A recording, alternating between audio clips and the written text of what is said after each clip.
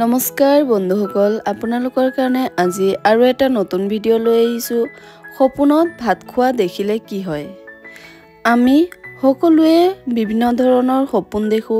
আজি মই ভিডিঅ'টোত আলোচনা কৰিম সপোনত ভাত খোৱা দেখিলে কি হয়। আপুনি যদি সপোনত ভাত খোৱা দেখে তেন্তে ইয়াৰ ব্যাখ্যা হ'ল অসুস্থ হ'ব পাৰে, পৰিয়ালত কাজিয়াৰ সৃষ্টি হ'ব পাৰে।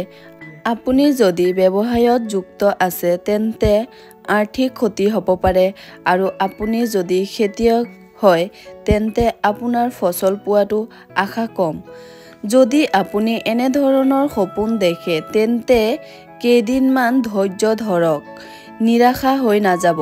মনে মনে ভগৱানক প্ৰাৰ্থনা কৰক, চাব নিজে নিজেই ঠিক হৈ যাব আৰু মনৰ আশাবোৰ পূৰণ হ'ব। আপুনি যদি কোনো প্ৰেমৰ সম্পৰ্কত থাকে তেন্তে আপোনাৰ প্ৰেমৰ সম্পৰ্কটো স্থায়ী নহ'ব পাৰে। আপুনি অলপ সাৱধানে থাকিব। যদি সপোনত বেলেগক ভাত খোৱা দেখে তেন্তে অতি শুভ, আপোনাৰ সকলো কামতেই সফল হোৱাৰ ইংগিত দিয়ে।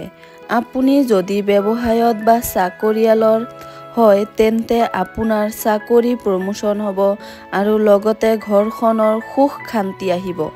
আপুনি যদি সপোনত চাউল দেখে তেন্তে আপুনি প্ৰচুৰ পৰিমাণে সম্পদ লাভ কৰিব।